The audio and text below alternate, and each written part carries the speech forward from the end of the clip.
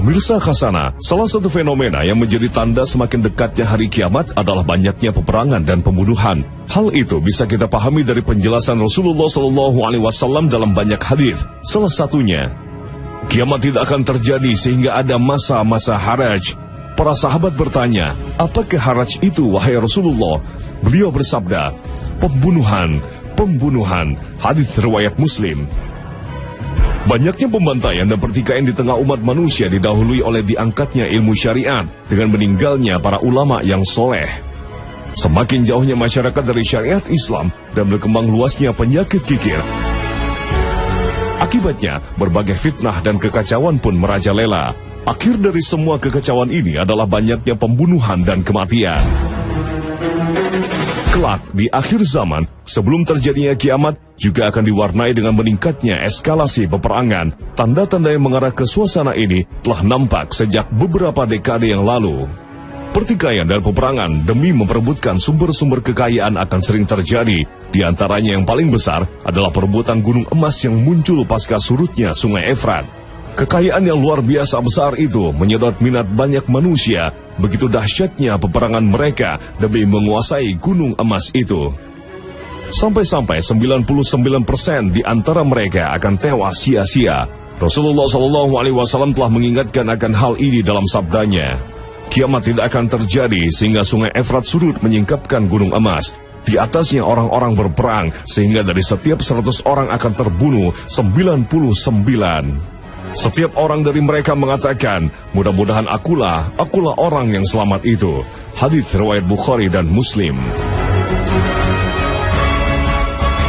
Selain itu, peperangan antar kebenaran dan kebatilan juga semakin memuncak di akhir zaman. Perjuangan Imam Mahdi beserta seluruh pasukan Islam dalam menebarkan keadilan memaksa mereka untuk menerjuni berbagai kancah pertempuran melawan kezaliman di negeri Syam, Jazirah Arab, Iran, Romawi, bahkan seluruh dunia.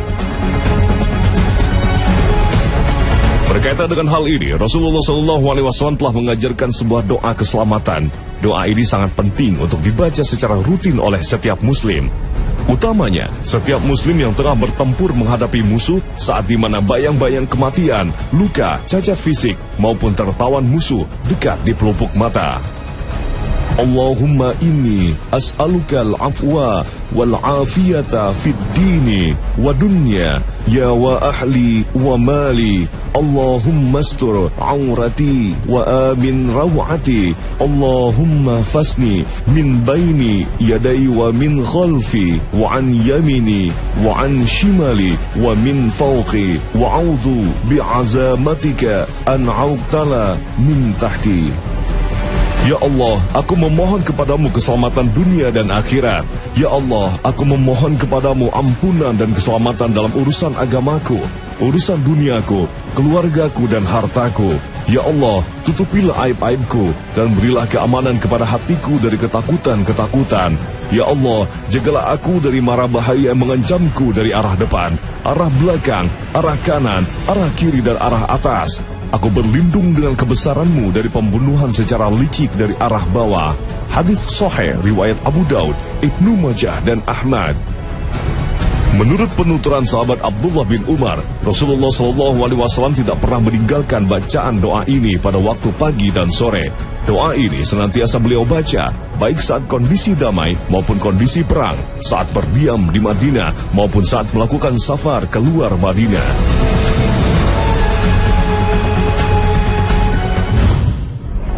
Mengalami intimidasi, maka beliau berdoa kepada Allah agar menimpakan 7 tahun masa paceklik kepada kaum musyrik, sebagaimana 7 tahun paceklik yang terjadi pada masa Nabi Yusuf alaihissalam.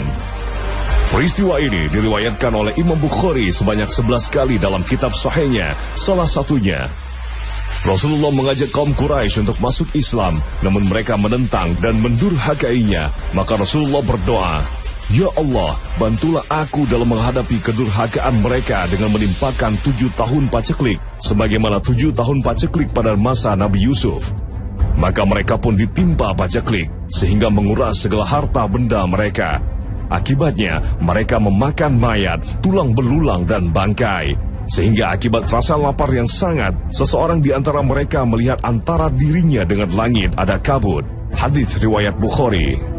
Jika sedemikian dahsyatnya gambaran kekeringan, paceklik dan kelaparan yang mendera bangsa Arab, padahal itu hanya bersifat lokal, lantas bagaimana keadaan umat Islam dan kaum kafir pada tahun-tahun paceklik sebelum kemunculan Dajjal di akhir zaman? Peristiwa akhir zaman ini bakal melanda ke seluruh bumi. Peristiwa maha dahsyat inilah yang dicatat dalam Sunan Ibnu Majah, Sahih Ibnu Khuzaimah, dan Mustadrak Al-Hakim. Diriwayatkan dari Abu Umayyah bahwa Rasulullah SAW bersabda, sesungguhnya menjelang kemunculan Dajjal ada 3 tahun yang sangat berat. Pada tahun-tahun tersebut, manusia dilanda bencana kelaparan. Pada tahun pertama, Allah memerintahkan langit untuk tidak menurunkan sepertiga hujannya dan memerintahkan bumi untuk tidak menumbuhkan sepertiga tumbuhannya. Pada tahun kedua, Allah memerintahkan langit untuk tidak menurunkan 2/3 hujannya dan memerintahkan bumi untuk tidak menumbuhkan 2/3 tumbuhannya. Pada tahun ketiga, Allah memerintahkan langit untuk tidak menurunkan semua hujannya, sehingga tak ada setetes pun air hujan. Dan Allah memerintahkan bumi untuk tidak menumbuhkan semua tumbuhannya, sehingga tumbuhan hijau tidak tumbuh. Akibatnya, hewan-hewan ternak semuanya binasa dan mati kecuali yang dikehendaki hidup oleh Allah. Rasulullah SAW kemudian ditanya, apa yang membuat manusia bisa bertahan hidup pada zaman itu?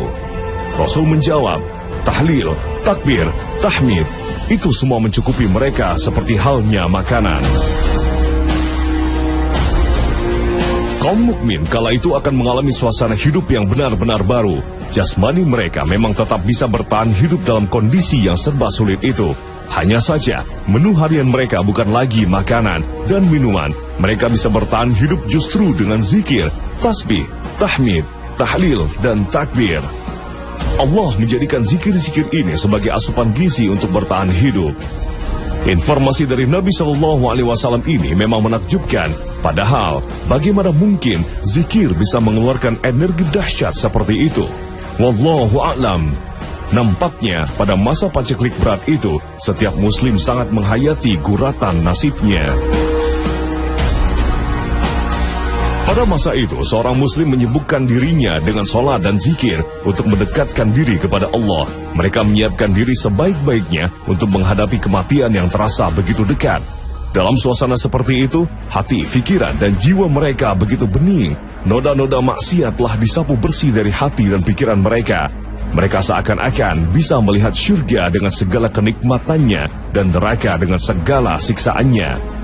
Mereka telah merasakan puncak tertinggi dari tangga-tangga agama, kedudukan ihsan, yaitu engkau beribadah kepada Allah seakan-akan engkau melihatnya, dan jika engkau tidak mampu melihatnya, maka engkau menyadari sepenuhnya bahwa Allah melihatmu. Hadis riwayat Muslim.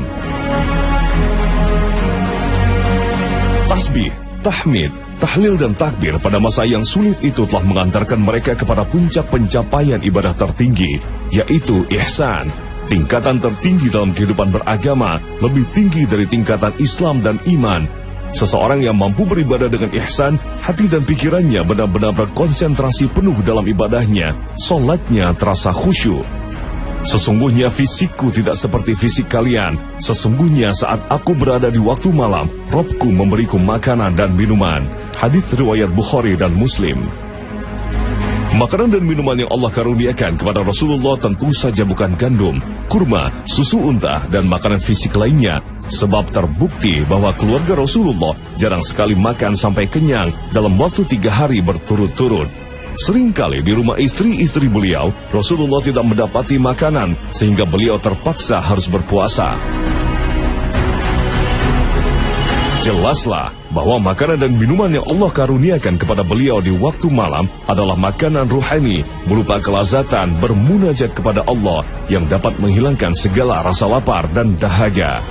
Barangkali peristiwa ini bisa lebih menggambarkan bagaimana zikir di masa kekeringan ekstrim sebelum kemunculan Dajjal itu bisa menggantikan tiadanya makanan dan minuman bagi kaum muslimin. Wallahu a'lam.